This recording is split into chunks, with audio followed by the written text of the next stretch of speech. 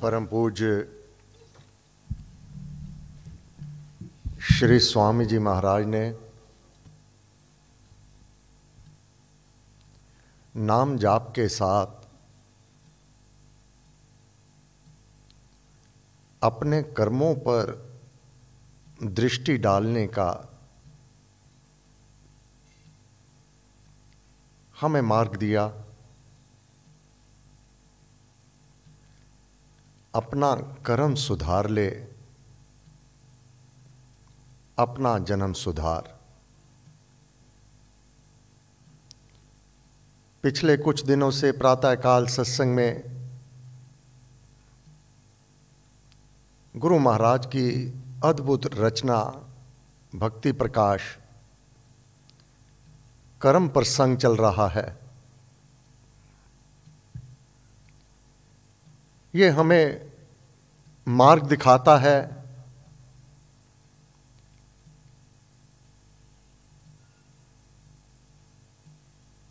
जो मानव जाप पाठ सत्संग इसमें सम्मिलित होकर विश्वास अभी पूर्ण नहीं है, डामाडोल हो जाते हैं,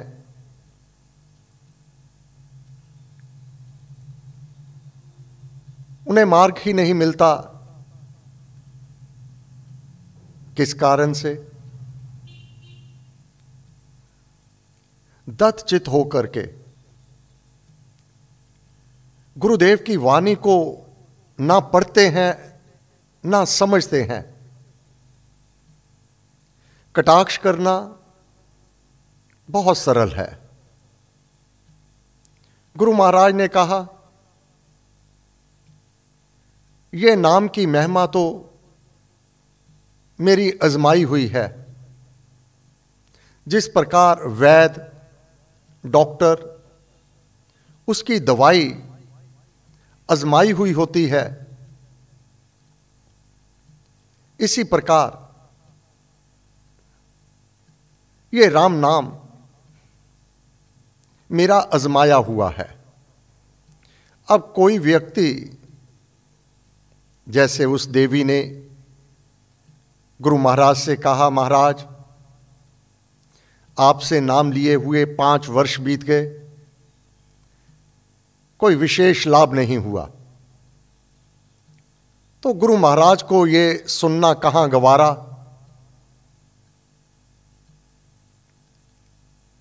महाराज ने अपना नाम लेकर कहा, तो सत्यानंद क्या करे अगर लाभ नहीं हुआ?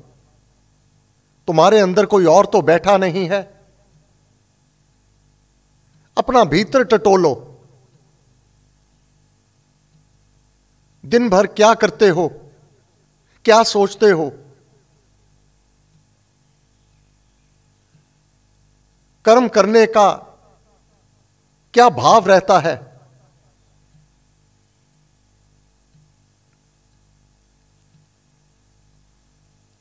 तब गुरु महाराज ने, हे साधक, अपने कर्म यही कारण बनते हैं बाधा के, विघ्न के, रोग के, शोक के, कष्ट कलेश के। विचार करके देख लेना। मनुष्य जैसे कर्म करता है उसके अंतःकरण पर उन कर्मों के वैसे ही संस्कार अंकित हो जाते हैं। वे संस्कार ही समय पाकर कर्म फल बन जाया करते हैं। यही प्रसंग पिछले दिनों से चल रहा है। इसी कड़ी में कर्म प्रसंग में 7वीं कथा में गुरु महाराज ने वर्णन किया है कि एक मुनि वन उपवनों में विचरता हुआ एक ऐसे देश में जा पहुंचा। आज की स्थिति के ऊपर यह बहुत ही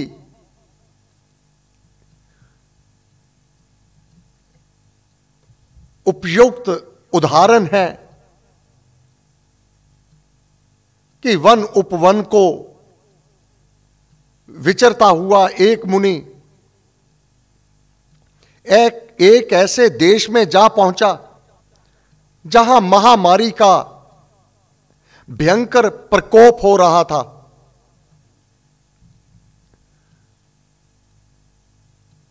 उस देश के लोग अति चिंतित और व्याकुल मन हो रहे थे। मुनि ने भी भूत दयावश जनता के दुख को दूर करने का भरसक प्रयत्न किया। थोड़े दिनों में ही जननाश कारणी व्याधि शांत हो गई। उस समय उस मुनि से एक सज्जन ने प्रश्न किया, महात्मन, हम हिंदू सुख दुख जीवन मरण आदि को अपने पूर्व संचित कर्मों का फल मानते हैं, परंतु इस देश में जो लाखों मनुष्य एक काल में एक सी व्याधि से मर गए, उन सबके कर्म एक जैसे कैसे थे? मुनि ने उत्तर दिया, सौम्य, कर्मों के सारे भेद तो भगवान ही जानता है, ज्ञान तो उसी का पूर्ण है। हां, शास्त्र अनुसार जो कुछ समझ में आता है तदनुसार मैं कहता हूं कि कई एक कर्म सामूहिक भी हुआ करते हैं। एक ही समय में अनेक लोगों की मृत्यु हो जाना, यह एक कर्म कैसे होगा? कारण कई एक कर्म सामूहिक भी हुआ करते हैं, जैसे गुरु महाराज वर्णन करते हैं। जैसे 100 डाकू मिलकर किसी गांव को लूट ले, सहस्त्रों मनुष्य उत्तेजनावश किसी नगर को आग लगा दें, लाखों मनुष्य एक समय में आक्रमण करके किसी दुर्बल जाति को काट पीट कर उसकी धन संपत्ति अपहरण कर ले, जला दे, उसको नष्ट कर देवे। और एक देश के वासी दूसरे देशवासियों से वैर विरोध करके उनकी हत्या कर डालें। ऐसे सब कर्म सामूहिक कर्म कहे गए हैं। ऐसे कर्मों को करते समय जन समूह मन से, वचन से, काया से प्रायः एक रूप होकर रहा करते हैं और इस कर्म को किया करते हैं। इस कारण उनके कर्म संस्कार भी समान हो जाते हैं और फिर पीछे उन समान संस्कारों के फल भी समकाल में समान ही भोगने पड़ा करते हैं। परंतु यह तत्व अवश्य समझना उचित है कि महामारियों से इतने मनुष्य मरते नहीं जितने पीड़ा भोगते हैं। मुनि ने कहा, मरना जीना विधाता का विधान मानकर, मरना जीना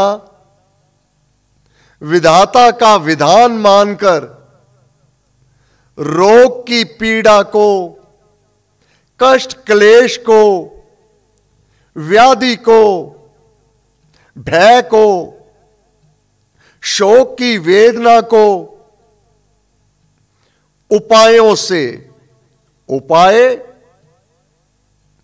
हृदय राम नाम से भरिए, संचय राम नाम धन करिए, घट में नाम मूर्ति धरिए, पूजा अंतर्मुखो करिए।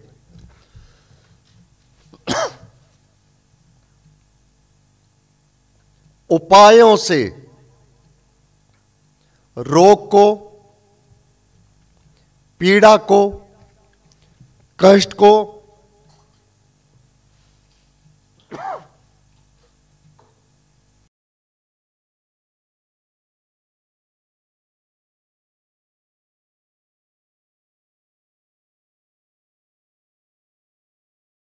इनसे और इनको कम किया जा सकता है। वह पीड़ा आदि तो प्रायः मनुष्यों के अपने प्रमाद का ही परिणाम होता है। जो जन स्वास्थ्य के नियम नहीं पालते, स्वच्छ नहीं रहते, परिश्रम नहीं करते, खान पान में मर्यादा नहीं रखते और आत्म संयमी तथा जितेंद्रिय नहीं होते, उनके रोग भोग, व्याधि वेदना तथा दुख क्लेश, उनके ऐसे कर्मों के अनिष्ट फल कहे गए हैं। कभी कभी जो कोई सबल जन अबल को अकारण कष्ट दिया करता है, वह कर्म फल ना कहकर पर कृत अन्याय अत्याचार कहना चाहिए। कभी कभी जो कोई सबल जन बल सहित अभिमानी अबल को, दीन को अकारण कष्ट दिया करता है, अकारण बिना कारण, वह उस मानव का कर्म फल नहीं है।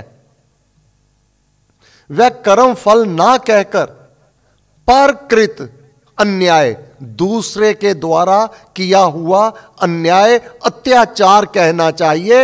ऐसा कर्म कर्ता का नवीन कर्म कहा जाता है। उसका बदला दुखदाता को भोगना होता है। जो दूसरे को दुख देता है, अभिमानवश, बलवश दूसरे को कष्ट पहुंचाता है, उसको दाता दुख के रूप में उसका कर्म फल उसे प्राप्त होगा।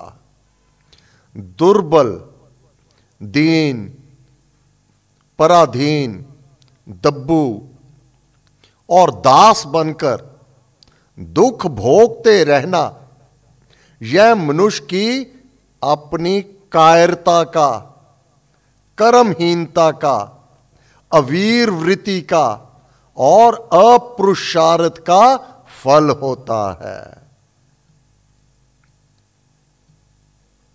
इसको पिछले जन्म के साथ जोड़कर भीरू मनुष्य अपनी निर्बलता छिपाने के लिए एक व्यर्थ बहाना ही बनाया करता है। गीता सिद्धांत है, दब्बू, निर्बल होना, अत्याचार सहना, ये अपनी भीरुता है, अपना डर है। सबल बनना चाहिए। गुरु महाराज ने वर्णन किया हुआ है, जीव सबल अबल को खात है। यह प्रकृति का नियम है, सब में एक समान है।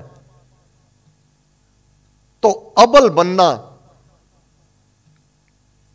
यह पाप कर्म के अंतर्गत आता है।